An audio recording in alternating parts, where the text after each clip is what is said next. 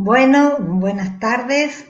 Soy Raquel Barrionuevo, profesora de la Unidad Académica San Julián de la Universidad Nacional de la Patagonia Austral y les doy la bienvenida a este tercer encuentro de este ciclo de conversatorios, convivencia e inclusión, la educación que se viene.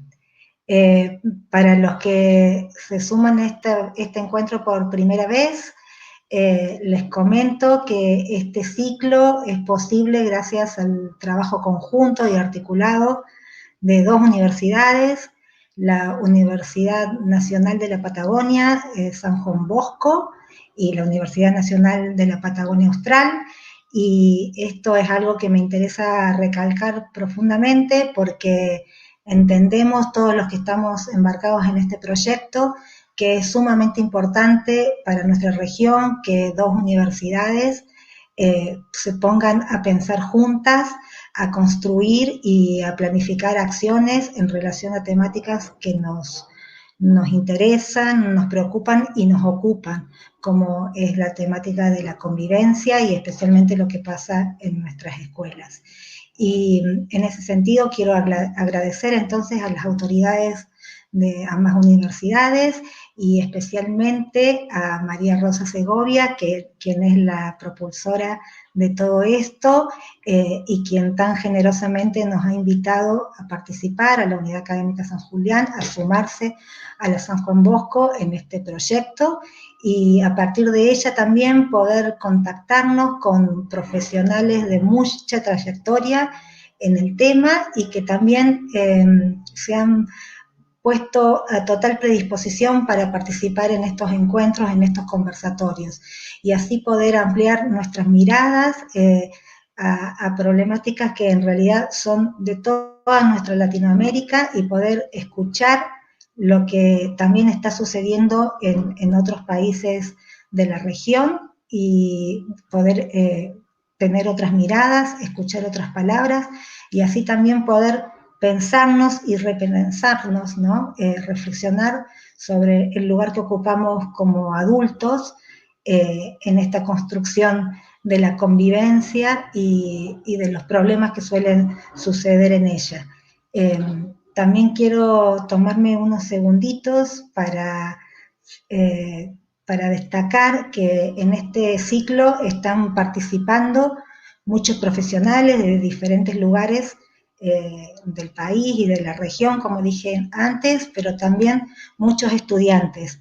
Y esto lo quiero recalcar y felicitarlos por animarse a pensar, a empezar a mirar los temas que nos interesan, a poner en cuestión incluso aquello que por ahí estudiamos en la universidad, a escuchar, como decía antes, a profesionales de trayectoria y que esto nos permita reflexionar y ir preparándonos cada vez mejor para el ejercicio de nuestras profesiones. Así que bueno, como fue en los encuentros anteriores, voy a presentar a los expositores que hoy nos acompañan y que bueno, es un orgullo para mí poder hacer esta presentación porque ellos nos van a traer sus palabras y sus experiencias y sus reflexiones acerca de esta cuestión de la convivencia que, como decíamos, bueno, justamente estamos muy interesados en poder escucharlos y en poder pensar y conversar acerca de lo que ellos nos traen. Así que bueno, en primer lugar voy a presentar al doctor Julio César Caroso. El doctor es psicólogo con estudios en maestría en Derecho y en Ciencias Políticas y maestría en Liderazgo y Gestión Educativa.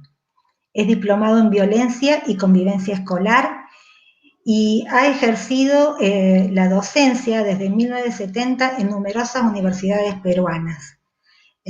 Bueno, nos acompaña desde Perú, lo cual, como decía antes, nos enorgullece en esto de poder ampliar nuestras miradas y escuchar lo que también sucede en otras regiones de Latinoamérica. Como decía, ha trabajado en numerosas universidades peruanas, ha sido decano nacional del Colegio de Psicólogos de Perú y presidente del Observatorio sobre la Violencia y Convivencia en la Escuela, asociación civil dedicada a la investigación de estos temas. Tiene premio nacional en la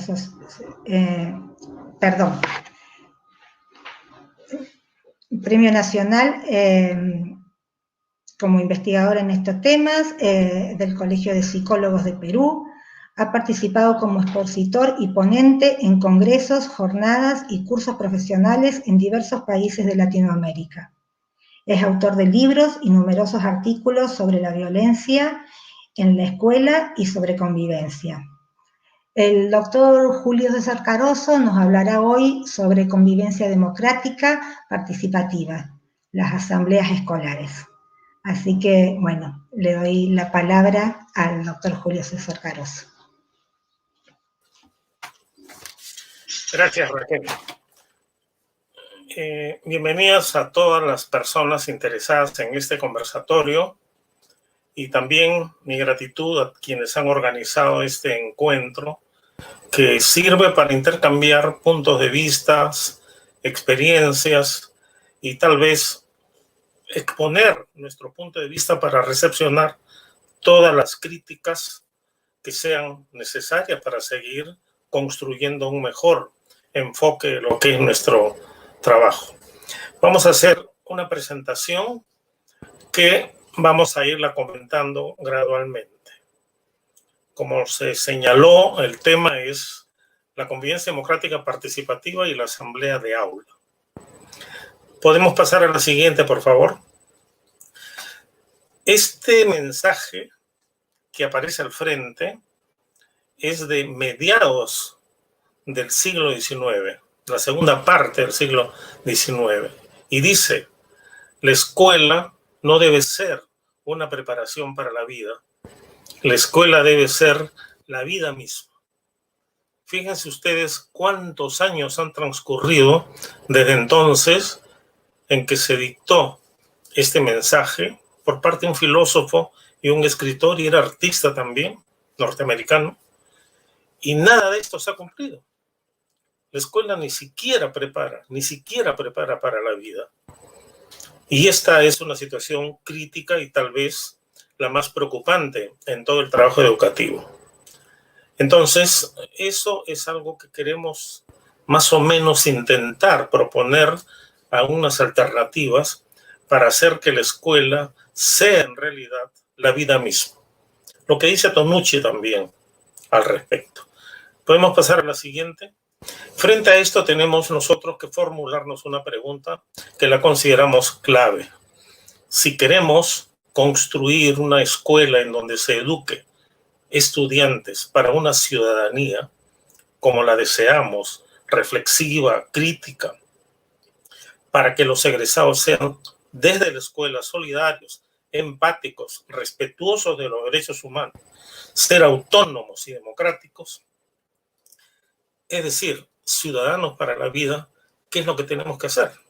Porque este es nuestro desafío, este es nuestro reto, hacer posible de que la escuela no solamente hable de democracia, sino que la escuela eduque para una democracia.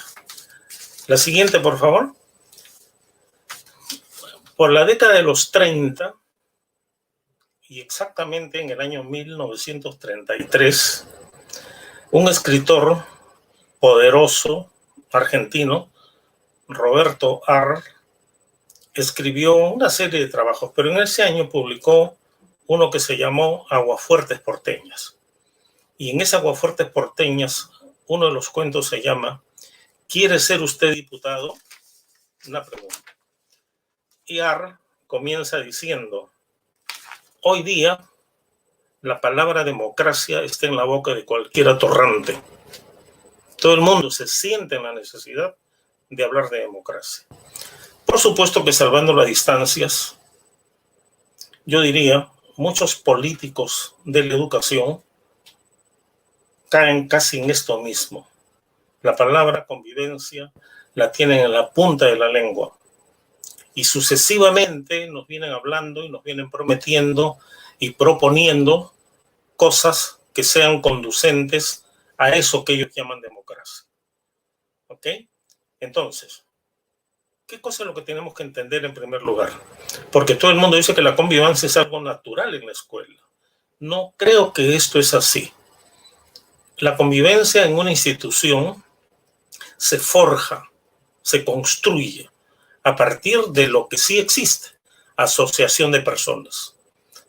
Todos los que llegan a la escuela son personas que nos asociamos en un salón de clases o en la institución educativa a nivel de maestros, docentes, profesores, auxiliares, estudiantes, etc. Pero allí no podemos identificar que exista algo que se le parezca a esto que llamamos convivencia. Sin embargo, esa es la fuente que da lugar a numerosos conflictos cuando empiezan a interactuar. Y esos conflictos, que son de naturaleza interpersonal en un primer momento, y después van creciendo y se van categorizando a nivel de grupos, a nivel de diferentes estatus de la institución educativa, empiezan a dar lugar a lo que es la convivencia. Demandan la necesidad de la convivencia.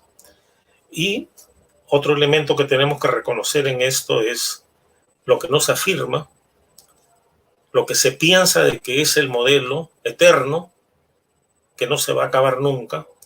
Acá nosotros proponemos una situación distinta. La convivencia no puede ser en ningún momento estable.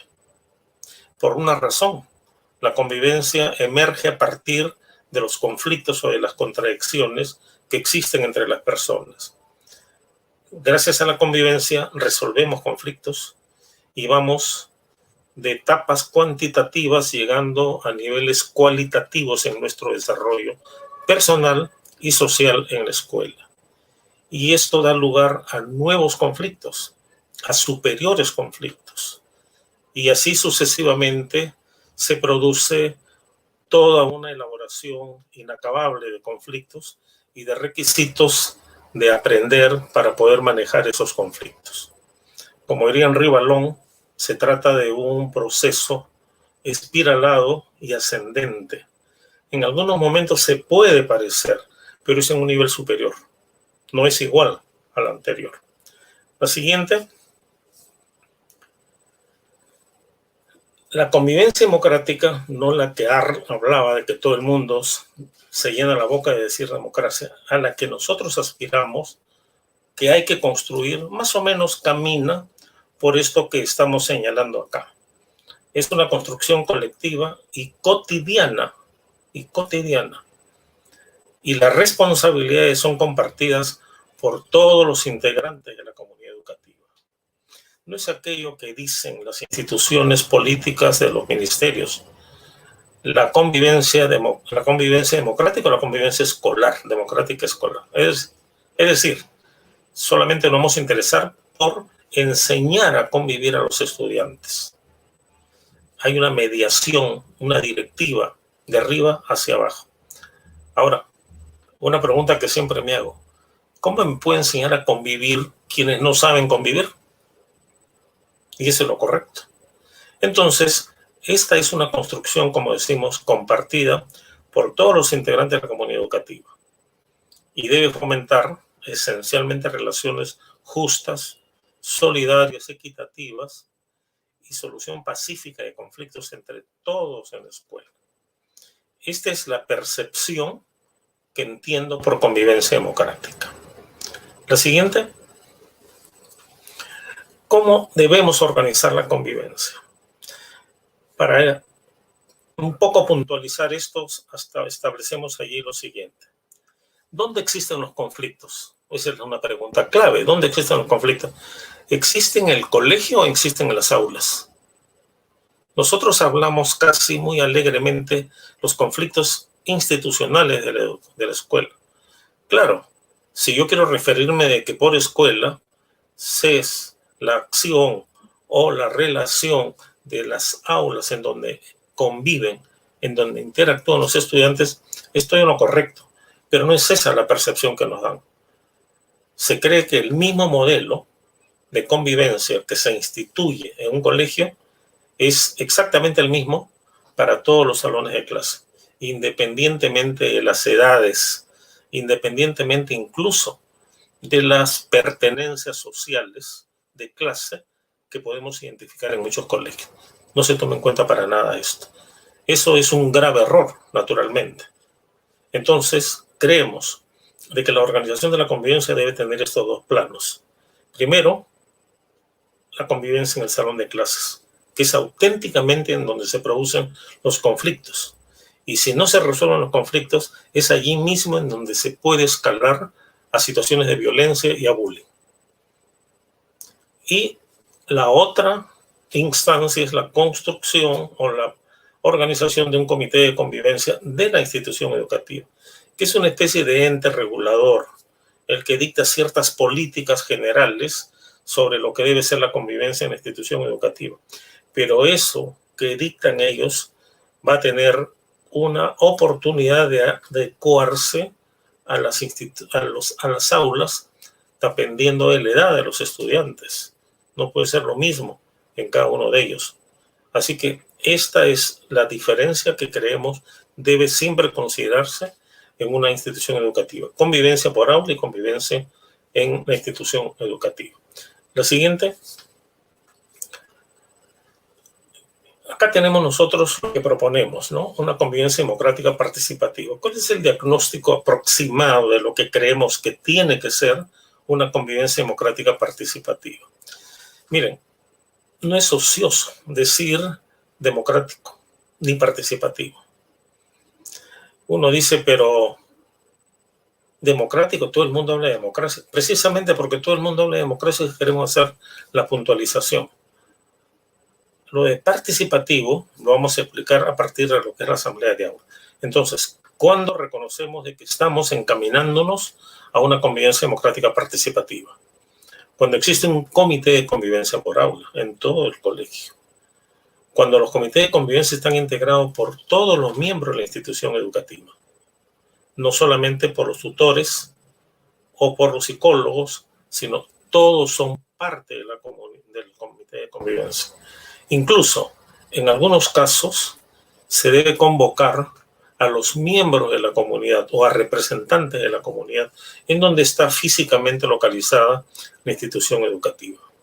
Porque hay que hacerle entender de que esa escuela es de ellos, les pertenece y tienen que interesarse porque esto marche de la mejor forma posible. Las reglas de convivencia son acordadas por el comité de convivencia, no son dirigidas de arriba.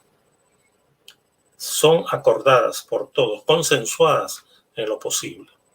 Existe una participación siempre de los estudiantes y padres de familia en la toma de decisiones, algo que hoy no se practica. La toma de decisiones es administrativa, es burocrática.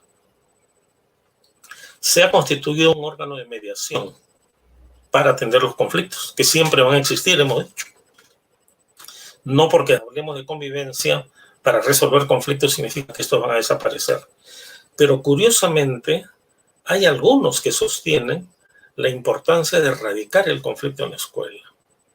Es decir, si desapareciera el conflicto en la escuela, algo imposible, por supuesto, pero si eso, diríamos, para los que son de esta opinión, ocurriera, no habría ninguna diferencia entre los seres humanos y las amibas. Exactamente sería el mismo comportamiento.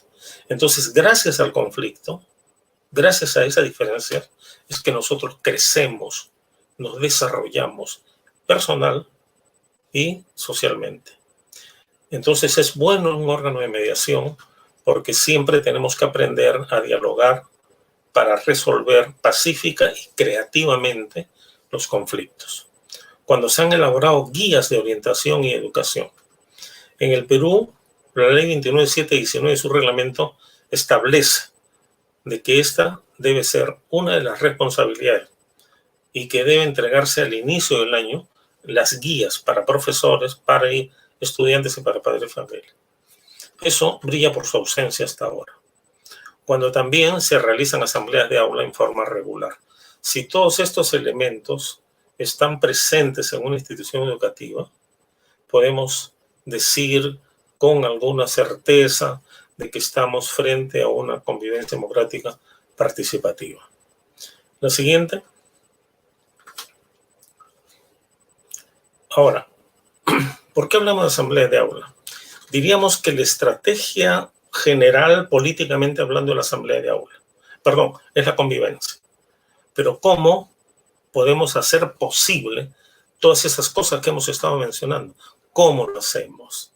Alguna vez le decía de que, sabiendo la importancia de la convivencia, todos hemos hecho de alguna manera esfuerzos y no podemos incluso en esto desconocer que los ministerios de educación en muchos países o en todos ellos hablan de capacitación para la convivencia.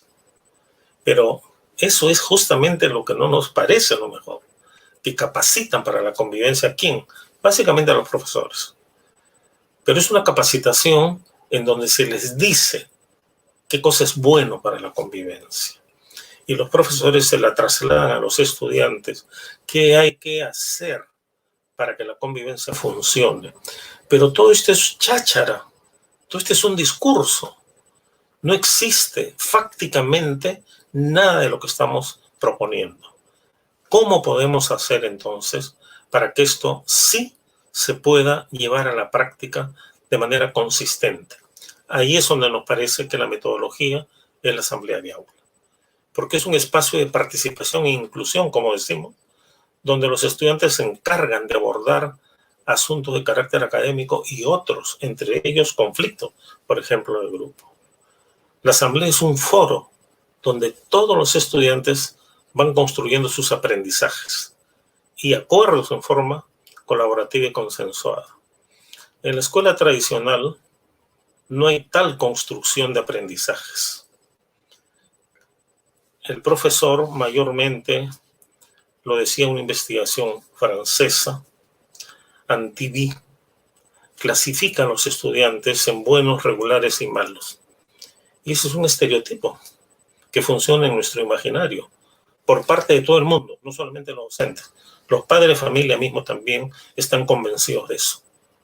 Entonces, estamos iniciando un trabajo educativo con una carga de prejuicios enorme que no nos permite identificar nada en los estudiantes que tenemos al frente. Y peor aún, solamente lo vemos como estudiantes, no los vemos como personas. Por lo tanto, nuestra visión de ellos es muy sesgada. Interesa más el conocimiento de las matemáticas, de la lengua, de que las habilidades sociales o que las habilidades artísticas que puedan tener. Eso no cuenta. Hay toda una forma errática de ver el trabajo docente frente a los alumnos. Y los alumnos son simplemente espectadores de todas estas cosas. Y por supuesto disciplinados, porque como no lo quieran acatar, inmediatamente lo someten también a un rigor disciplinario. En este caso de las asambleas, como decimos al final de esta presentación, los estudiantes pueden expresar libremente sus ideas y sus puntos de vista, libremente, cotejarlos con otros y, por supuesto, entrar a una suerte de debate sobre lo que yo propongo y lo que otros proponen. Este es un punto enriquecedor en la construcción de conocimientos que antes comentábamos. La asamblea de aula es una oportunidad para esto. La siguiente. ¿Qué aprendizajes concretamente se logran aquí? En la asamblea de aula los alumnos tienen que hablar en público. Y creo que todos los docentes saben muy bien de que una de las mayores debilidades que tienen los estudiantes es hacer uso de la palabra, hablar públicamente. Y eso tiene mucho que ver con historias de un poco aversivas de parte del ejercicio docente. Pero eso es lo concreto. Temen hablar en público. ¿Qué otra cosa van a aprender? A resolver problemas. Porque los problemas casi siempre tienen una naturaleza vinculante con ciertas situaciones o con ciertas personas. Y vamos a aprender eso, a reconocer, a identificar e incluso, de alguna manera, a jerarquizar las fuentes de donde se origina el problema. respetar y valorar las opiniones de los otros. Esto es algo que no existe en la escuela. La opinión que prevalece hegemónicamente proviene del docente. Y todo lo demás tienen que escuchar y acatar, ¿no? Por supuesto con respeto, pero no tenemos la posibilidad de que los alumnos opinen, discrepen incluso con los profesores. Lo que parece ser un poco traído los cabellos, pero sí es cierto que pueden hacerlo y de manera muy responsable en muchos casos. También tener un enfoque analítico y crítico de la realidad. Nosotros invisibilizamos la naturaleza del contexto social a los estudiantes. Le presentamos una realidad poética, idealizada, que por supuesto, a la hora que ellos salen de la escuela a la calle, cara a cara se dan cuenta de que esto no es tal como me lo han dicho en clases. Y algunos dicen, ¿qué me están enseñando en el colegio? Yo no veo nada de lo que me dicen acá, en este contexto real de todos los días. Entonces, esta es una de las cosas que tiene que enseñarse. Hay que reconocer cómo es la realidad. De lo contrario, estamos alienando a los estudiantes. También van a aprender a mejorar su conocimiento y su control emocional. Muchas veces la falta de habilidades sociales hace de que yo no escuche a nadie. Por eso la escucha activa es siempre importante, ¿no? Y aprender a escuchar. Aunque era una exageración, pero en la época de la Academia Pitagórica, los discípulos tenían que pasar 2 años solamente escuchando. Digo que es una exageración, pero lo aludo por la necesidad de aprender a escuchar. Y los docentes tenemos que aprender mucho estas cosas. Los adultos tenemos que aprender mucho acerca de esto. ¿Y qué decir de la tolerancia, la asertividad y la empatía? Eso no se aprende en discursos, se aprende en el día a día, en las actividades que estamos tratando en un salón de clases, problemas de algún tipo. Se valora el aprendizaje colaborativo y su riqueza. Eso es otro de los puntos. Nuestra escuela es individualizada, destaca, sobredimensiona el trabajo de los individuos en contraposición del trabajo colaborativo, que no lo estimula. Y por supuesto una autonomía. Esa es una de las más importantes notas que la Asamblea de Aula nos deja. La siguiente. ¿Qué más aprendizajes nos deja la Asamblea de Aula? Que, como repito, es una práctica constante. Se desarrollan habilidades para dialogar y debatir respetando las diferentes opiniones. Se aprende a expresar y sustentar ideas, así como expresar desacuerdos en forma asertiva. Aceptar compromisos y asumir responsabilidades. Promueve la cohesión del grupo y el respeto de los acuerdos de las asambleas antes que las iniciativas individuales. Acá funciona algo que es proveniente de algunas instancias políticas, lo que se llama centralismo democrático. Algunos estudiantes exponen sus puntos de vista que no son aprobados y se quedan, por supuesto, frustrados, porque eso no se elimina de un día para otro. Lo que uno siempre les hace notar es lo siguiente: si algunos criterios, algunas opiniones no fueron aprobadas, no significa que quedan desechadas, sino simplemente no fueron aprobadas en esta sesión. Pero pueden serlo más adelante en la medida que se vayan esclareciendo puntos de vista y criterios sobre esto. Este es importante. Y la tendencia a tomar acuerdos en forma consensuada. Ese es lo ideal y eso es lo que se busca, de que todos estemos de acuerdo en algo que se está proponiendo, que se está discutiendo. Esta es la situación que también la Asamblea nos da, lo que se llama, en otras palabras, conformidad. Esto se refiere a lo siguiente: yo expongo como docente algo y un alumno me dice no me está claro. ¿Qué hago? Debo buscar que aclararle algunas cosas que no me ha entendido. Y después le vuelvo a preguntar, ¿y ahora? No me queda claro aún algunas cosas. ¿Cómo qué? como esto. Insisto. Después le pregunto, ¿y ahora? Estoy de acuerdo. Allí hay conformidad. No es conformismo, no hay que confundirlo. Esa es conformidad. Aceptar algo luego que se han hecho las debidas precisiones y esclarecimientos. La siguiente. Voy a acelerar un poquito por el tiempo, no quiero excederme. En cuanto a otras capacidades que se aprenden, acá mencionamos la socialización, que se entiende porque es un trabajo siempre de todo el grupo. Y me adelanto a decir, ¿y el profesor tiene algún rol acá? Sí, el profesor tiene un rol. En un primeros momentos es casi siempre el de orientar o de reorientar algunas cosas que no se marchan como se debe o se salen de los carriles. Pero actúa no como profesor, actúa como miembro de la asamblea. Porque si actúa como profesor, estamos nuevamente haciendo validar una mediación por autoridad, por jerarquía. Y no es eso lo que se busca. Entonces, la socialización que se desarrolla acá es un componente de mucha importancia. La negociación, por ejemplo, que se va desarrollando entre ellos. También el aspecto lingüístico. A hablar se aprende hablando. Y yo aprendo a hablar y aprendo a argumentar a través de mi práctica, de lo que escucho, de lo que proceso, de lo que analizo.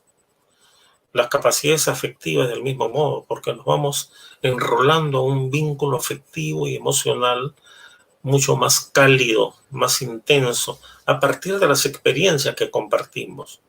Y ni qué decir de las capacidades cognitivas, porque aquí también se requiere mucha atención, concentración, la memoria, que es el evocador de todas estas experiencias, y todo esto nos da entonces un nivel de cognición mucho más desarrollado, gracias a una práctica. La siguiente. Voy a pasar esto rápidamente, por favor, por el tiempo, ¿no? Porque acá solamente son, ¿cuáles son los pasos para conducir una asamblea? Hay que elegir a los responsables de la conducción, a un moderador, a un secretario o secretaria y a un observador. El moderador, ya saben ustedes, a lo que se dedica, ¿no? A dirigir la asamblea. El secretario o la secretaria toma nota de las participaciones. Y el espectador es importante, o el observador, porque tiene que ver cómo se desenvuelve la asamblea de aula y al final decir qué funcionó bien y qué hay que mejorar. Hay que establecer una agenda, fijar normas de conducta, entre que, por ejemplo, todos tienen derecho a hacer uso de la palabra. Nadie puede ser interrumpido cuando lo está haciendo. Informar sobre un tema que se va a debatir en la asamblea de aula. Se inicia el debate, se pueden organizar grupos de trabajo en la asamblea, luego se llega al cierre y se levanta un acta. Oiga usted, no faltan quienes lo dicen, don pésimo hay en todos sitios. ¿Y usted cree de que los alumnos van a respetar acuerdos? Si ni los adultos lo hacen. Ni siquiera las resoluciones judiciales las acatan. ¿Ustedes creen que los alumnos lo van a hacer? Yo le digo, sí, creo que lo van a hacer. Porque hay una diferencia. Las resoluciones judiciales o lo que los adultos deciden en el colegio son verticales, son autoritarios, son obligatorios. Le guste o no le guste. Acá son acuerdos en los que yo he participado. Yo he debatido. Entonces, son decisiones no impuestas, sino analizadas, examinadas y aprobadas en función a eso. La siguiente. Y las reglas son algo así como estos que ven ustedes. Todos participan, se pide la palabra levantando la mano y se espera el turno. Se debe escuchar con respeto a quien hace uso de la palabra y se debe discrepar sin atacar ni insultar al compañero. La siguiente.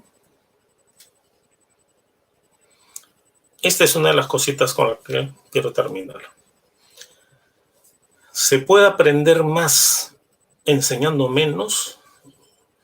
Parece un contrasentido, ¿verdad? Se puede aprender más. Pero yo estoy poniendo arriba asamblea de aula transversal. Es decir, estamos llevando acá esto un poco al plano de la participación docente. ¿Y a qué nos queremos referir concretamente? A lo siguiente. Yo durante mi clase tengo 50 minutos para hacerlo. Los 50 minutos son absolutamente míos. El monopolio, el discurso es mío, nada más. En cambio, cuando uno habla de se puede aprender más enseñando menos, nos vamos a referir a esto. Profesor, profesora, en vez de 50 minutos, dicte 40. Y esos 10 minutos, déjenlo para que los estudiantes debatan lo que usted ha hecho en clases. Esto le va a dar oportunidad de que puedan mejorar, interpretar, procesar lo que usted ha hecho en clase. Y usted va a aprender de ellos también, más de lo que cree. Pero por supuesto, esto lo hemos hecho de manera exitosa, pero hay un alto porcentaje de docentes que aún arrastran el modelo tradicional de que el maestro es el que está a cargo de la clase y punto. Y ustedes, los estudiantes, están para aprender. Entonces, no hay proceso acá de entendimiento.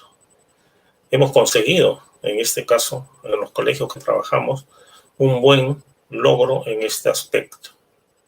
Y por eso le dejo la última, porque esta presentación la van a compartir con todos los que están asistiendo a esta mesa, a este debate. Y en la última parte hay preguntas que las trabajamos con los profesores anteriormente. Solamente le digo, la siguiente, por favor, solamente le digo esto, ¿no? Se le pregunta a los profesores, ¿creen ustedes que los alumnos en una asamblea de aula pueden tomar acuerdos para indicar al profesor qué cosa deben modificar en su trabajo educativo? Bueno, aparentemente es algo inaceptable por los profesores, pero hay que procesarlo, Y vamos seguramente a entender un poco mejor esto que nos dice en la última presentación nuestro querido y recordado Eduardo Galeano. La siguiente, por favor, Raquel, y ahí damos punto final. Dice, mucha gente pequeña, en lugares pequeños, haciendo cosas pequeñas, pueden cambiar el mundo. Esos son los niños, esos son los jóvenes. Hay que darles su oportunidad solamente. Muy bien, les agradezco a todos.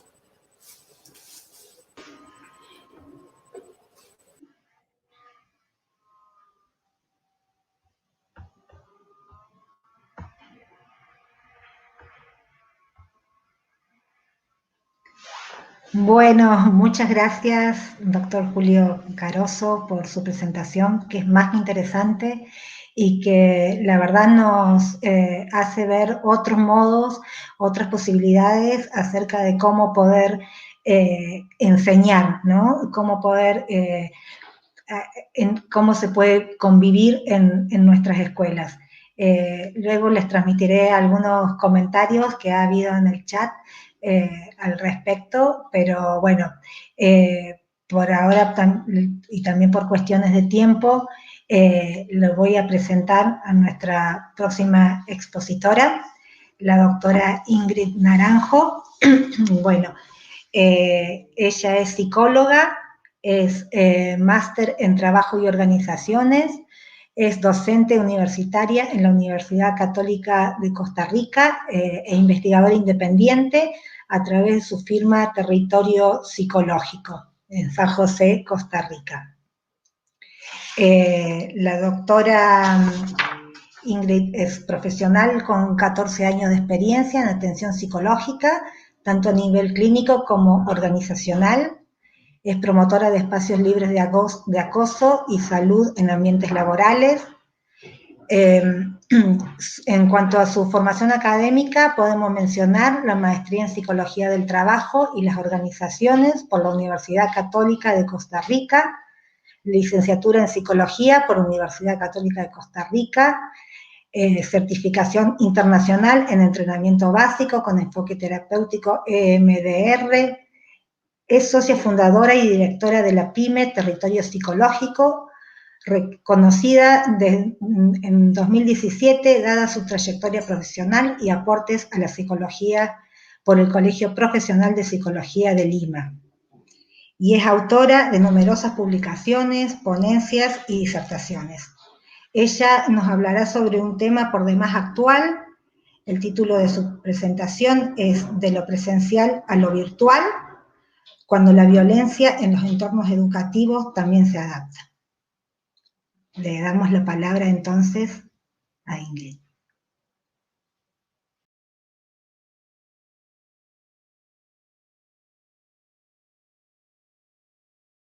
Ahora sí, muchísimas gracias por la invitación a estas dos universidades de la Patagonia, a quienes las representan, a la particular coorganización que hace María Rosa Segovia y a la increíble moderación que tengo el honor que me haga Raquel, a todas las personas que están detrás, que son un equipo que ha colaborado con estos conversatorios que arrancaron en septiembre y que tienen ya amplia trayectoria. Gracias por permitirle a Costa Rica, por medio de mi persona, estar aquí presentes y que el ejercicio que hacemos en la docencia universitaria y que lo que hemos venido plasmando en las actividades a través de los años también llegue a estas otras latitudes, porque ustedes son un baluarte de la educación y de lo que se tiene que hacer. Así que muy, muy, muy agradecida de que podamos tener presencia en estas actividades.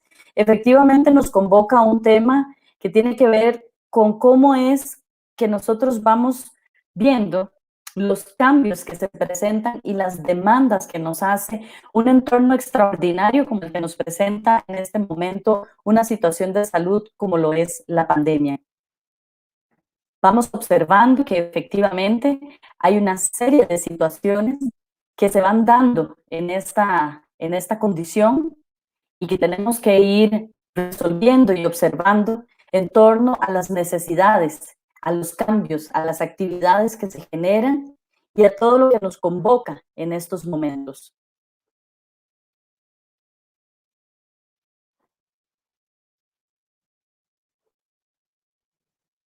Vamos viendo cómo migrar de lo presencial a lo virtual es un reto cuando hablamos de violencia, porque la violencia se adapta, porque la violencia nos reta, porque la violencia no se detiene en estos procesos, no se detiene cuando necesitamos hacer las cosas y estar en tono y a tono con las demandas de este entorno.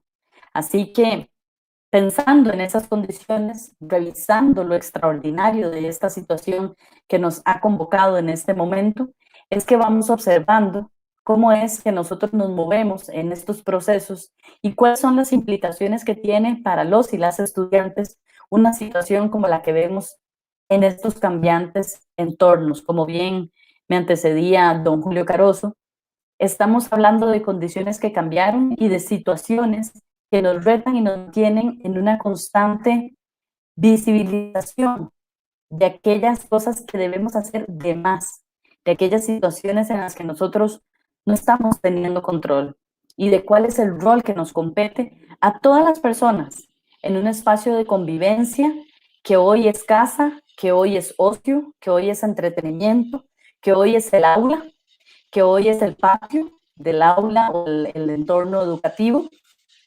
porque tenemos niñas y niños en diferentes edades cursando ya sus espacios formales educativos en la vía remota y en la virtualidad, porque tenemos personas adolescentes que también están cursando su educación secundaria en sus edades, con sus particularidades y en diferentes momentos de sus vidas, pero todos en un mismo lugar, todos en un mismo espacio, compartiendo los mismos recursos.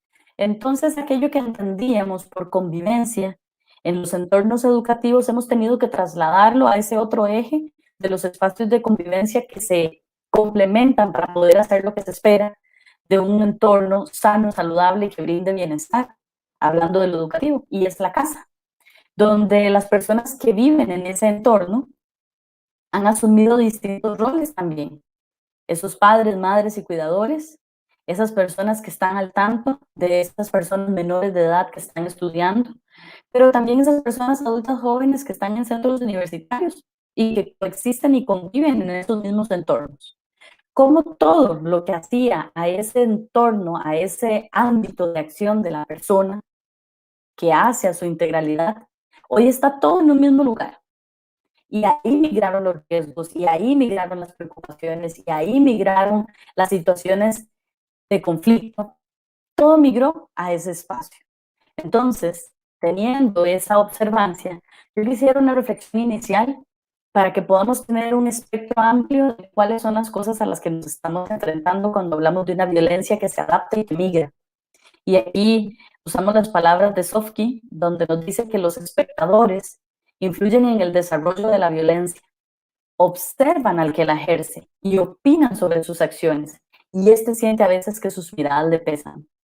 Imagínense estas personas en un entorno donde todos estamos al mismo tiempo, donde coexistimos con los mismos recursos y en el mismo metro cuadrado, donde de alguna manera podemos pensar que se están dando cuenta de aquello por lo que yo atravieso, aunque yo quiera invisibilizarlo, aunque yo quiera manejarlo de forma silenciosa, porque me duele, porque me lastima, porque migró conmigo a esos otros espacios y a esos otros entornos, como el asunto de la violencia. ¿Qué pasa si en el núcleo, que era mi casa y no tenía nada que ver con mi entorno educativo, yo ahora tengo dos tipos de actividades violentas? Porque ese entorno era violento y veía y era partícipe de situaciones que eran violentas en el ámbito educativo. Ahora las escucho, las sé y las reconozco porque se siguen dando, las veo en las redes sociales, mis compañeros me las pasan por los diferentes medios con los cuales yo me comunico con ellos y con ellas, pero tengo un entorno que ya era violento y tal vez tenía la posibilidad de que fuera el centro educativo mi medio de escape de la violencia que vivía en mi casa, no necesariamente en el centro educativo, pero ahora estoy todo el día en este lugar que me violenta y la posibilidad de escape, que es el aula, está ahí mismo. Entonces, ¿cómo hago para concentrarme en un entorno virtual? ¿Cómo hago para estar ahí? Vale esta reflexión inicial para hablar del papel preponderante que tienen las personas que oímos, escuchamos, sabemos y nos llega por cualquier medio o canal de comunicación una situación de violencia que nosotros podríamos de alguna manera entrar a mediar y tratar de una forma pacífica de evitar que se siga dando. Así, haciendo un gran primer momento, hablamos de lo presencial a lo virtual. Cuando todo está en el mismo lugar ahora, cuando mi casa es mi centro educativo, cuando mi casa es el aula, cuando mi casa es el patio de recreo, cuando mi casa es la soda, cuando mi casa es el gimnasio del centro educativo. Todo lo que yo conocía como persona menor de edad, estudiante, ha estado modificado por un entorno que necesitamos observar porque no tenemos los mismos recursos y eso genera alteraciones importantes también. No podemos asumir que el 100% de nuestros estudiantes y de nuestras estudiantes lograron migrar de lo presencial a lo virtual, ni siquiera a lo remoto, porque no cuentan con los recursos, porque el lugar donde viven no es factible para la conectividad remota, porque no tenemos la capacidad de brindar ese recurso. Y entonces tenemos que echar mano como institución, como ente regulador, a ver de qué manera generamos inclusión. Estos conversatorios hablan sobre ese gran elemento de la vida. Tenemos que incluir a todas las personas, indistintamente de que hablemos de una situación de discapacidad. Hablamos de una situación entre personas donde todas debemos procurar que los derechos humanos que nos protegen y que debemos responsablemente hacer cumplir, entre ellos la educación, realmente se dé. Que me incluyan en los espacios nuevos, en estas aventuras de adaptarnos a lo cambiante que ha resultado vivir la vida y educarnos en un momento donde hay pandemia, donde todo tuvo que ser alterado. Entonces hay una modificación de lo conocido. Y eso está modificado y determinado por algo que sigue en constante cambio, porque no tenemos certeza de en qué momento se detendrá. Así que vamos co-construyendo como sociedad y como mundo, cada uno desde su espacio, pero para todos en una situación global, lo que sigue, lo que es necesario, lo que nos sirve para poder retomar de alguna manera lo conocido con toda la adaptación que esto implica. Si hablamos de rutinas, absolutamente hay una alteración. todo lo conocido y todas las rutinas y los hábitos que habían establecido las personas menores de edad y las personas cuidadoras y todos los que estábamos en torno a ellos en un ambiente educativo ha sido alterado. Desde la rutina de comer en el centro educativo, las ayudas y los apoyos, desde el tema de la estructura que protege o la estructura que es un factor de riesgo, como lo era el centro educativo y toda su dinámica, a venir ahora a un espacio que es la casa. Ya no hay traslados, entonces aunque parece que los tiempos se acortan, no nos alcanza. No les alcanza a los chiquillos para hacer sus clases, no les alcanza para hacer sus tareas, no les alcanza para socializar, porque también la socialización y este espacio de convivencia pasó a la casa. Hay una alteración absoluta de la vida conocida, de las rutinas y la cotidianidad conocida. Y esa convivencia y ese hogar hacen a los dos entornos en un mismo espacio. ¿Qué veníamos procurando? ¿Qué dictaban los entes reguladores en materia de convivencia educativa? ¿Cuáles eran los planes y las actividades que se estaban gestando para acabar con las diferentes situaciones de riesgo en torno a la convivencia? ¿Cómo queríamos llevarlas al hogar y que fuera ese otro espacio de la comunidad educativa un complemento a esos procesos? Hoy todo está en la casa. Hoy todo esto se tuvo que adaptar también y renombrar y resignificar. ¿Y cómo le hacemos saber a las personas menores de edad esto cómo se hace, eso cómo se construye, eso cómo les damos voz, cómo los involucramos en algo a lo que estaban acostumbrados a hacerlo desde el centro educativo?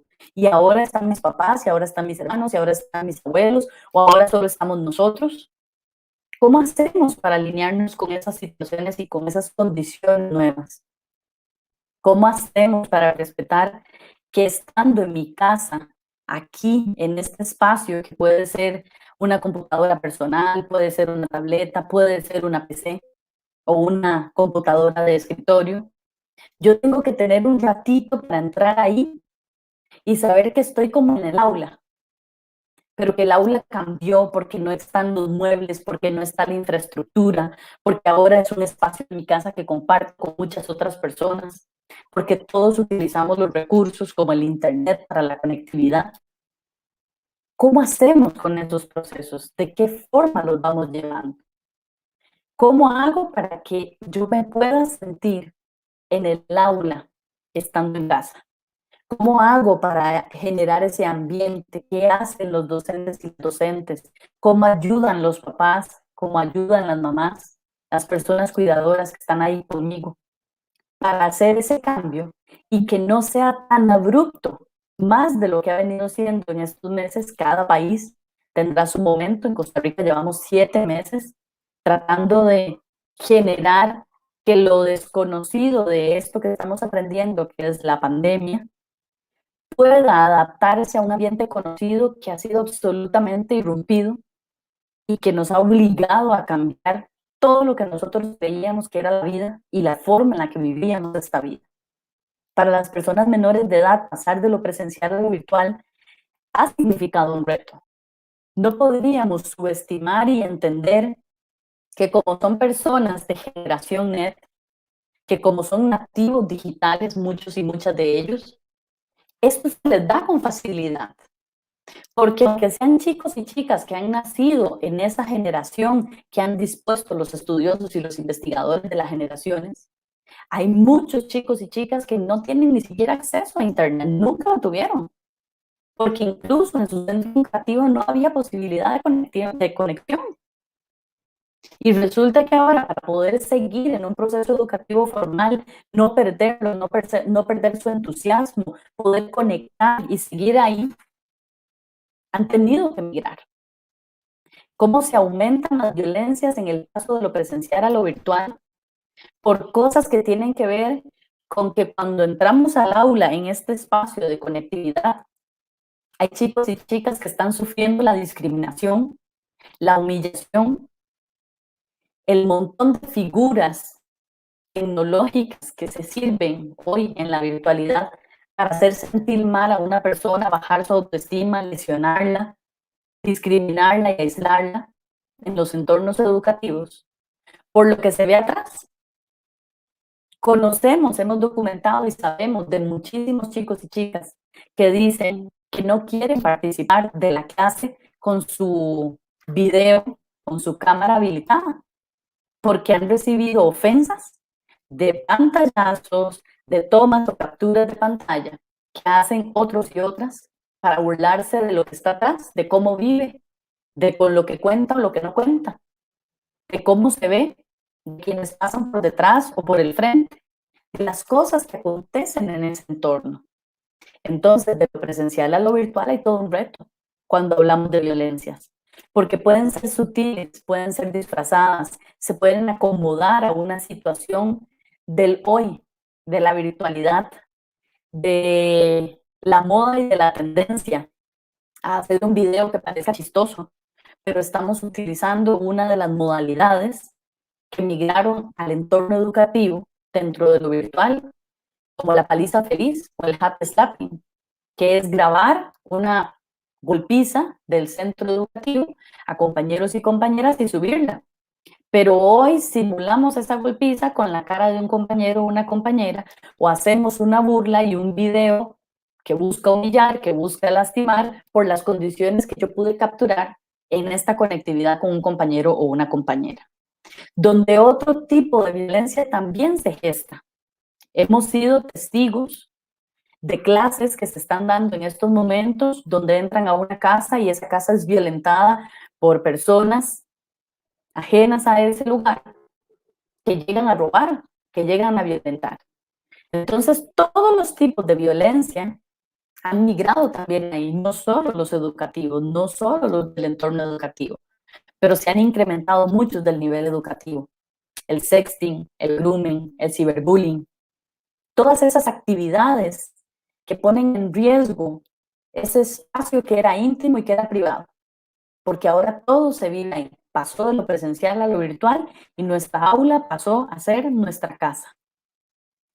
Hablando propiamente de ese tipo de violencia en los entornos educativos, vamos viendo cómo estas actividades migraron.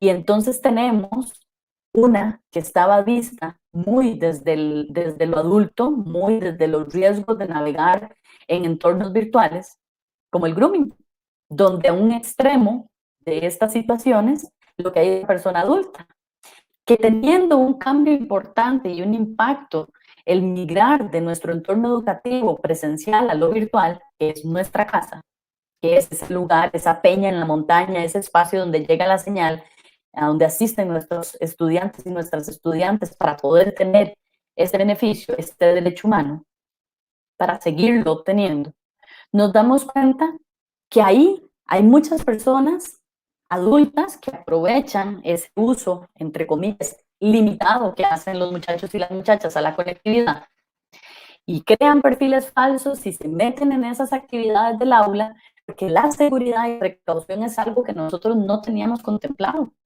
Creíamos que lo teníamos como personas adultas y como personas usuarias de los entornos virtuales y nos dimos cuenta que no, que esto vulnera los procesos, que vulnera los espacios, que se nos puede meter una persona ajena al aula a crear discordia, a generar temor, a proponer un estado de inseguridad con nuestros estudiantes y con nuestras estudiantes, que ponen en riesgo a la persona docente también. Entonces vamos observando que aquello de lo que nos hablaba en algún momento, hace ya muchos años, cuando se empezaba a dar apuntes sobre el tema de la violencia, Dalton nos hablaba en su triángulo de la violencia, que sigue estando vigente hasta el día de hoy, cómo esta situación de violencia, que es absolutamente social, sigue moderada por esta estructura en la que lo que vemos es apenas la punta del iceberg, donde cada vez se modifican las situaciones, donde los conflictos también se modifican, porque las situaciones que yo tenía en lo intrapersonal y las situaciones que yo vivía en lo extra y lo intragrupal con mis compañeros y compañeras también están ahí. Pasaron a la virtualidad de los entornos educativos, migraron con nosotros y nos vamos dando cuenta que se sigue ejerciendo la violencia y estructuralmente estamos viendo muchísimo porque el tema de la negación de si no puede, si no podemos, y si no existe, y cómo hace la institución para dar ese servicio, apunta a seguir violentando los procesos de nuestros estudiantes y nuestras estudiantes. ¿Cómo hacemos para observar esas cosas? ¿Cómo hacemos para poder entrar ahí y detener esas violencias de las que nos hablaba Galton? Porque nos decía que eran culturales, que eran sociales, que eran estructurales. Hoy nos damos cuenta en este cambio de lo presencial a lo virtual que cuando nosotros no queremos atender las cosas que se dan en el aula, siendo que migró a lo virtual y a lo remoto, seguimos negando las necesidades existentes, seguimos negando las situaciones que se dan. Bien decía ahora don Julio, en el tema de las asambleas, ¿cómo hacemos si habían procesos electorales? ¿Cómo hacemos para que la vida estudiantil se mantenga en estos entornos? ¿Cómo hacemos para que sea un espacio de bienestar y de paz, donde podamos resolver lo aprendido de una forma pacífica que hoy está teniendo espacio en estos lugares? Acá en Costa Rica se habla muchísimo del tema de cómo es que nosotros enseñamos un diálogo pacífico. Todos los procesos y las normativas del Ministerio de Educación están migrando y modelando los procesos a cuestiones de carácter restaurativo, a prestar importancia a la ventana de la disciplina social, donde haya alto control y alto apoyo, donde todas las personas involucradas sepan de diálogo, sepan de herramientas pacíficas de resolución de situaciones que se dan todos los días y que nos conflictúan como personas, porque es propio de estar en un ente social, es propio de ser una persona, estar en discrepancia. ¿Cómo la solucionamos? ¿Cómo llegamos a acuerdos? ¿Cómo hacemos para que esa violencia no nos impacte y minimice las situaciones que nosotros estamos viviendo? Hablamos aquí del rol docente como un factor de protección. ¿Qué pasa si en la presencialidad esa persona docente era una persona ausente, era una persona que negaba la existencia de situaciones que conflictuaban a sus alumnos y a sus alumnas, que se desentendía de la dinámica del aula, que no creaba un clima adecuado para dar la clase? Bien, también lo decía ahora don Julio, y hace alusión a algo que no quiero dejar pasar en este conversatorio. El rol docente como factor protector tiene que ver con que esta es una persona importante en la modelación y la contención de las emociones en el aula. Es la persona más importante en la creación de un clima de aula, un clima de clase favorecedor no solo para el aprendizaje, sino para la convivencia. ¿Qué pasa cuando tampoco ese docente y esa docente tiene la capacidad de ser guiado, de conectar con su ente rector, de echar mano de los recursos que supuestamente tiene para poder hacer ese clima del aula, para poder generar un espacio seguro, sano, saludable y pacífico para sus estudiantes? ¿Qué pasa si ya era una docente o un docente de características negligentes, una persona punitiva, una persona que no trabajaba con los estudiantes, que tiene que ver con ese alto control y ese alto apoyo, ser restaurativo, brindarles voz, darles espacio, tener procesos justos? Pues probablemente su perfil profesional de un entorno virtual a nivel educativo haya migrado del que tenía en la presencialidad y sea una persona rígida, autoritaria, unilateral, que no favorezca la protección de nuestros estudiantes y nuestras estudiantes en estos entornos donde requerimos más comunidad, más convivencia, más diálogo, más cercanía. No podemos satanizar que la virtualidad nos desconecta o que nos abre espacios y crea brechas digitales. Es un espacio de conexión. Debemos procurar que la violencia sea la mínima en estos entornos. Pero si yo soy quien echa la bola a andar también en el aula, y, por ejemplo, en algo que anduvo circulando recientemente, este alumno aparece en la pantalla, dormido, casi dormido, acostado en su cama, llevando la clase. ¿Qué hubiera pasado si el profesor no lo toma con la confianza y la seguridad con la que lo tomó y empieza a recriminar a ese estudiante delante de todos en el aula?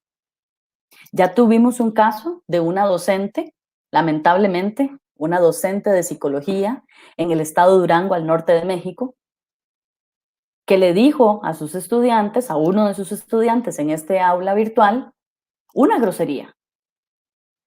fue retirada del entorno académico. Hay una acción eficiente y eficaz, directa y rápida del ente regulador. Claro, porque salió en las noticias y se hizo viral. Esperaríamos que todos aquellos casos que nosotros no estamos viendo y de los que no nos estemos dando cuenta también estén siendo reprendidos.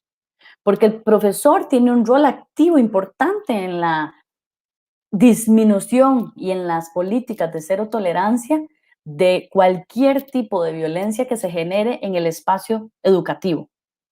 Con más razón hoy en los entornos virtuales, porque esto está impactando el desarrollo integral de las personas menores de edad.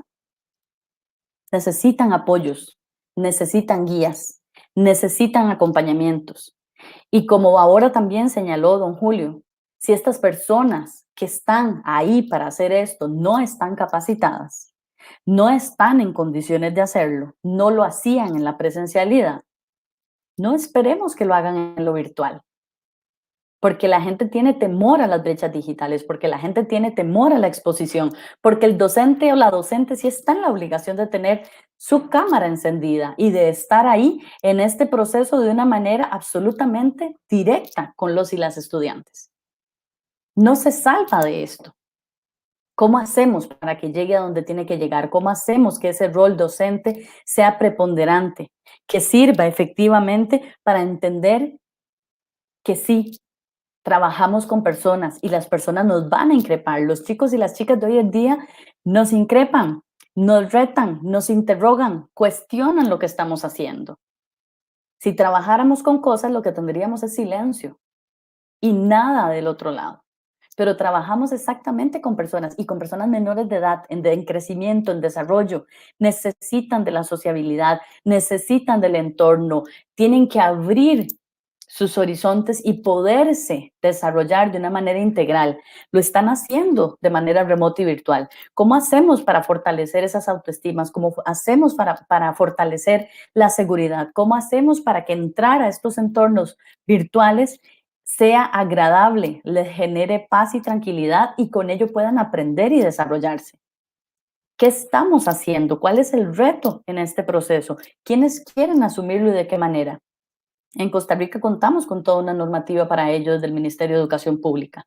Tenemos además una ley muy reciente que tiene que ver con el tema del bullying y el ciberbullying, que nos obliga a los centros educativos públicos y privados a tomar acciones más allá de lo presencial para poder brindar espacios seguros y saludables, ese derecho humano que tienen cada una de las personas menores de edad, de hacerlo y aprender en lugares seguros y saludables. Y en el último punto, cuando lo educativo está en la casa, nosotros sí o sí debemos de considerar que todas las actividades migraron al mismo metro cuadrado donde están todas las personas, que tenemos que tratar de condensar y de equilibrar en una planificación de la casa que se volvió la comunidad educativa, las actividades domésticas, las actividades de ocio, las actividades personales, las rutinas independientes con sus necesidades, sus particularidades, sus personalidades de cada miembro que conforma ese espacio de casa, a las actividades educativas. Y hoy tenemos actividades educativas de primaria, de secundaria, universitarias, fuera de estos entornos formales e informales, en el mismo lugar. ¿Cómo hacemos para poder salir adelante con esto? Es lo que se viene, es a lo que estamos hoy dando respuesta de alguna manera. ¿Migró la violencia? Sí, sí migró la violencia. Hemos venido documentando desde que empezó el tema de la pandemia situaciones de violencia, de ciberbullying, que se callan, que se siguen sosteniendo en el silencio. Como dice alguna de las personas con las que hemos estado discutiendo, tiene que ver con prevenir la pandemia silenciosa de la violencia. Hace poquito habló la Red de Mujeres Unidas por la Educación y uno de sus conversatorios hacía referencia a esto. ¿Cómo prevenimos la pandemia silenciosa de la violencia? Cuando todas las actividades migraron a la casa. ¿Violencia intrafamiliar había o empezó a darse? Porque habían situaciones que ponían un freno y las tenían compensadas y ahora no. ¿Qué pasa con el proceso de convivencia educativa y convivencia familiar? ¿Cómo estamos pudiendo conectar en esos procesos? ¿Cómo estamos haciendo para que podamos, como bien decía también don Julio, que agradezco la participación primaria que tuvo, porque nos daba una visión para poder entender esta segunda parte?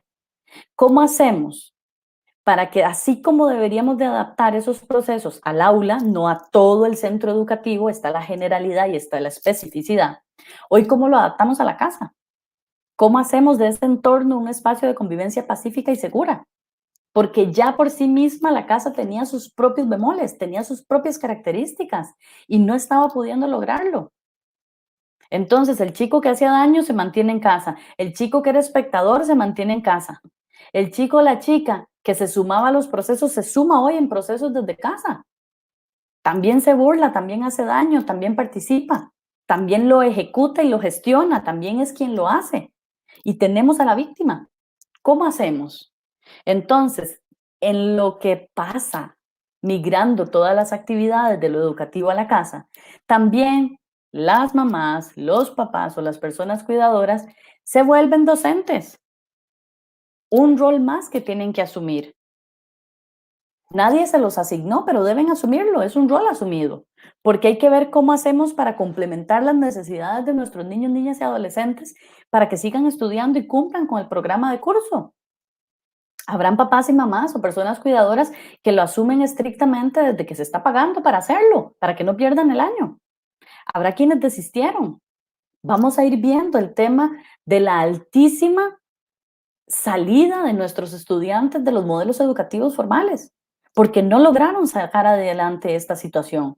Y los factores eran múltiples, incluyendo las situaciones de violencia. Hay muchos chicos y chicas que dicen, y lo han conversado en muchas plataformas y hemos tenido acceso a muchos muchachos y muchachas que nos dicen, yo prefiero no volver. Aquí de alguna manera tengo control a todo lo que me hacían en la presencialidad y no me lo hacen, lo puedo limitar, le tengo de alguna manera un control a esto. Yo prefiero quedarme en casa. Hay gente que tiene pavor, hay estudiantes que tienen pavor de volver al centro educativo porque se dieron cuenta que era efectivamente el lugar menos seguro en el que podían estar. Y están aquellos que sí aspiran a volver porque estaban a gusto, porque perdieron la conexión con esas personas que eran complemento, con las que sí socializaban y con las que se sentían bien. Pero la violencia sigue estando ahí y por eso tenemos que prevenir el silencio que lo hace una pandemia, porque nadie quiere hablar de esto. Cierro con esta reflexión que me parece importante como parte del conversatorio. Dado que la violencia reaparece en cada época bajo formas distintas, hay sí o sí que reanudar permanentemente la lucha contra ellas. Yo siempre he dicho que así como el bullying es violencia sistemática y recurrente, nosotros los que estamos detrás de cualquiera de las formas de violencia que existan en los entornos educativos, incluyendo estas que han migrado a la virtualidad, debemos ser exactamente igual, sistemáticos y recurrentes, estar ahí, dar presencia y dar la lucha de manera permanente, continua, constante, abierta, no silenciosa, desde la denuncia, desde la evidencia, para que estas cosas puedan sí o sí bajar, disminuir y ojalá en un proceso que pudiera ser utópico, desaparecer. Porque como han escrito muchas personas respecto al tema de la violencia, para que la violencia desaparezca deberíamos desaparecer como sociedad y volver a empezar entendiendo el daño que hace y que sí es posible vivir de una manera pacífica. Así que el reto y lo que viene en la convivencia y la inclusión en los entornos educativos referente a la violencia es que si la violencia se adapta, nosotros también en la lucha. Tenemos que darla. No podemos decir que ahí no puedo ingresar porque ese espacio no lo conozco. Si la violencia entró, yo tengo que entrar y tengo que luchar contra ella. Y los retos que vienen en torno a lo virtual y nos desafían las brechas digitales que tenemos como personas adultas. Nos sigue desafiando el adultocentrismo, esa mirada desde aquí. Tenemos sí o sí que en lo restaurativo y en la posibilidad de reparar los daños ocasionados, tenemos que darle voz a las personas menores de edad que se educan, formal e informalmente. Tenemos que preguntarles a ellas, que son las personas involucradas en ese conflicto, ¿qué han hecho? ¿Qué más quieren hacer? Tenemos que mirar a quien lo sufre, sí, de eso hay mucho, pero tenemos que mirar a quien lo hace y a quienes se suman. Las personas que se suman tienen el poder de eliminar y son agentes de cambio. Aquí hemos creado campañas en las que hemos desarrollado el concepto del cómplice prosocial.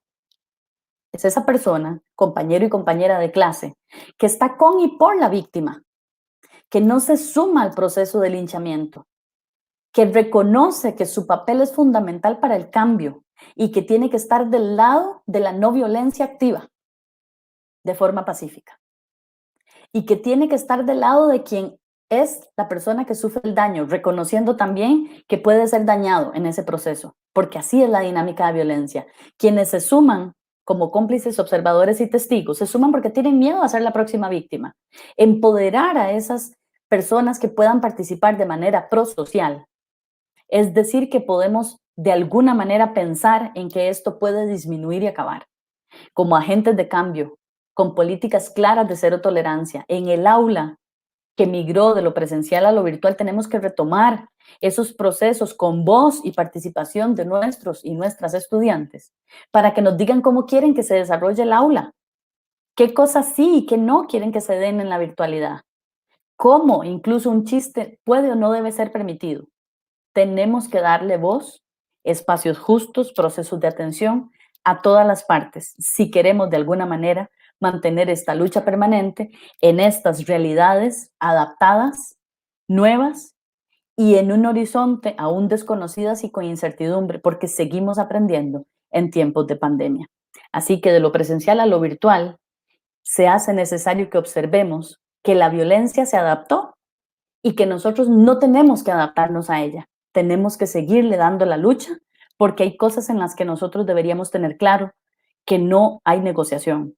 Y esto tiene que ver con la violencia. No me voy a adaptar a recibirla en otro momento, en otro lugar, porque las circunstancias cambiaron. Tengo la posibilidad de decir que no, de asumir el cambio y que no se den en este proceso. Muchas gracias.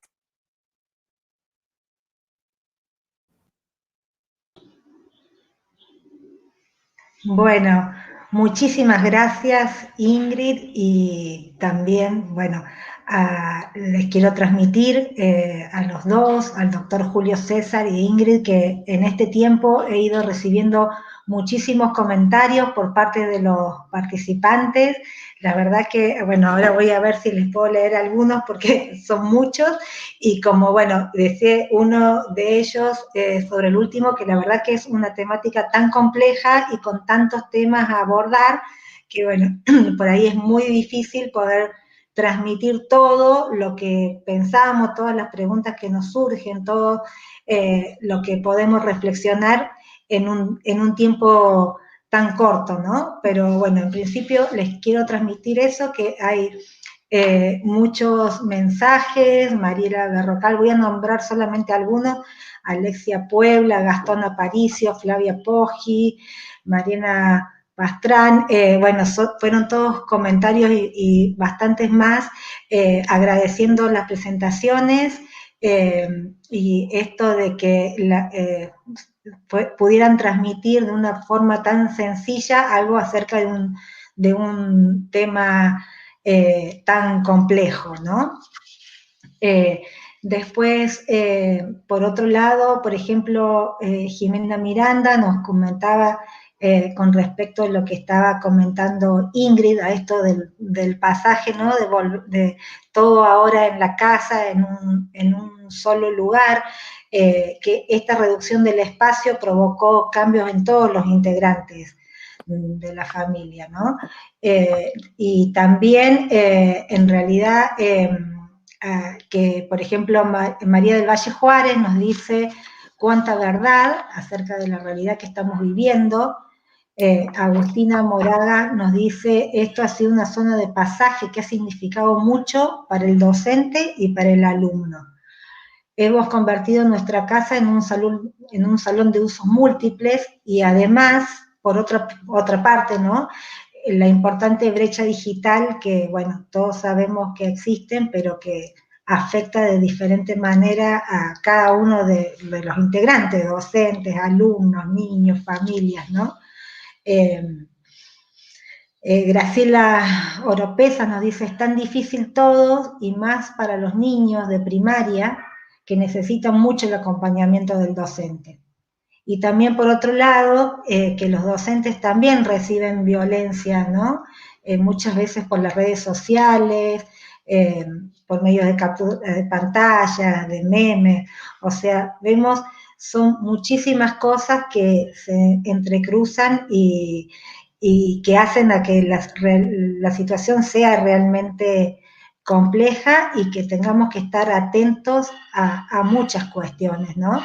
Y a mí yo quería retomar un poquito esto que, bueno, tanto Julio como Ingrid lo tomaron, quizás con diferentes palabras, ¿no? Pero que hacen referencia al rol del docente como factor protector, como esta cuestión de allí estar el adulto en un lugar de que no es el que tiene, el que da las órdenes, el que imparte y el que debe decir esto se hace sí o sí de esta manera y esto es lo que se aprende y esto es lo que se evalúa, ¿no? Sino como en otro lugar, de poder situarse desde el lugar que se propicie la construcción de un vínculo, ¿no?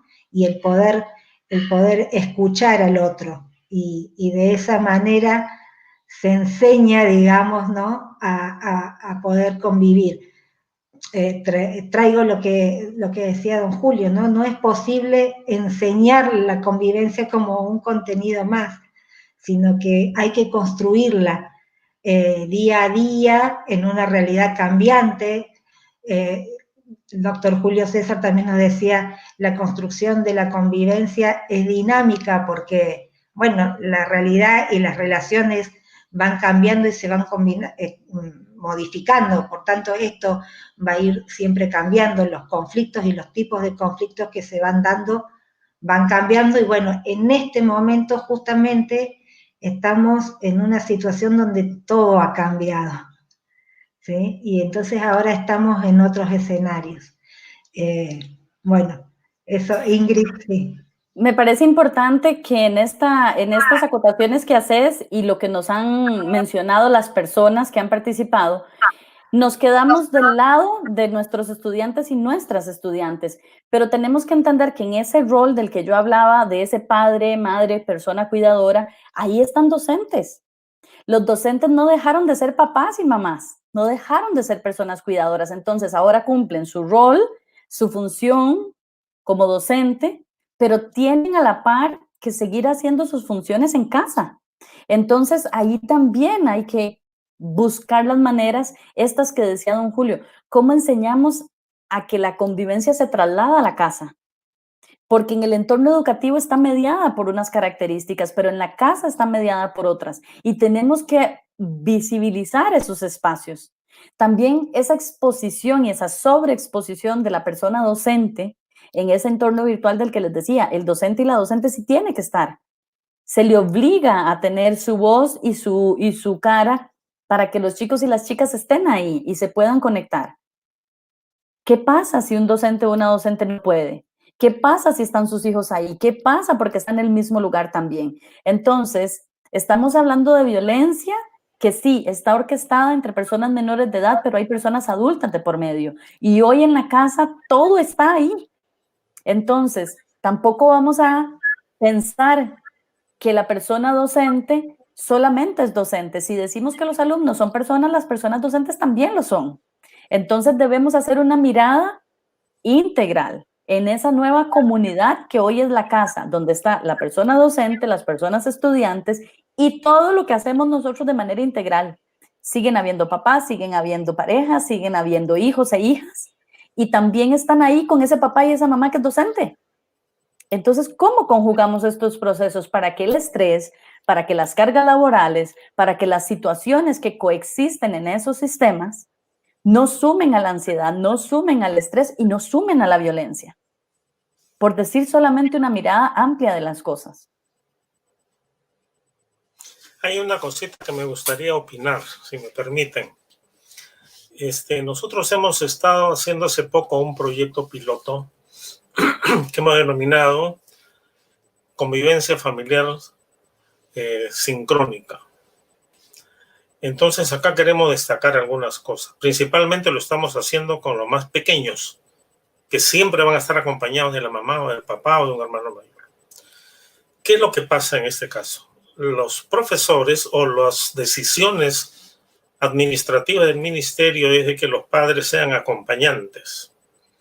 Y la profesora, que casi siempre en las edades tempranas son mujeres, cumplen una función nuevamente directiva, ¿no? Y la mamá aparece como la cancerbera, la que debe vigilar al niño.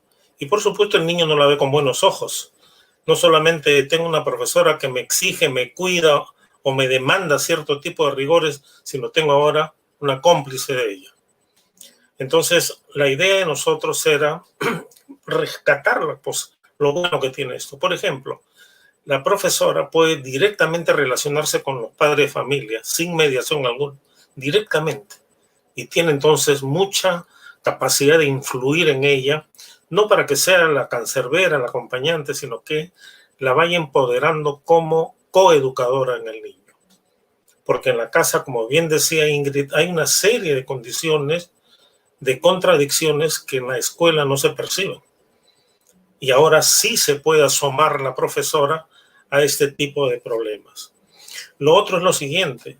Siempre históricamente los padres de familia dicen que los profesores o las profesoras son ya demasiado abusivas.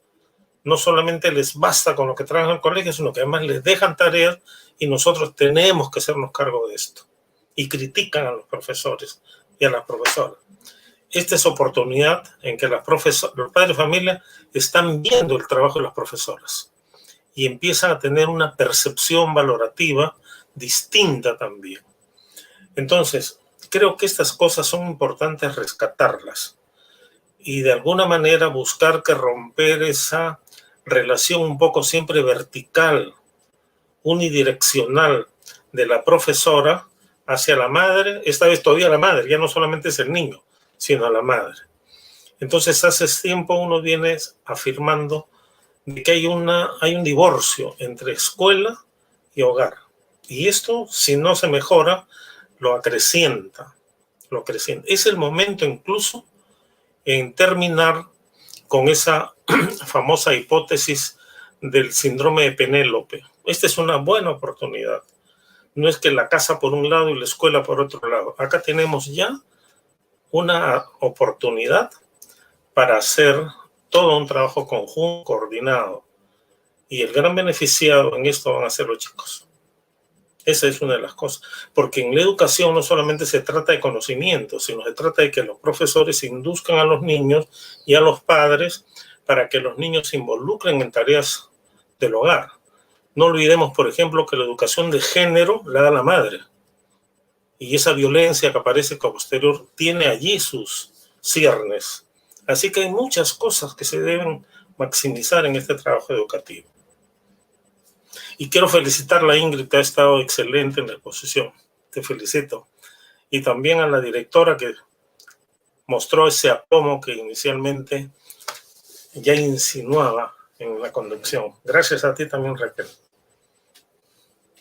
Muchísimas gracias, don Julio. Ha sido un honor compartir con usted este conversatorio. Le sigo y como le decía cuando hacíamos las reuniones preconversatorio, le sigo, leo sus artículos, leo sus libros, ha sido parte de mi referente en este proceso de investigación que me motiva y me inspira a seguir haciendo estas cosas en las que no nos tenemos que detener, ¿verdad? Aquí entramos desde el otro lado.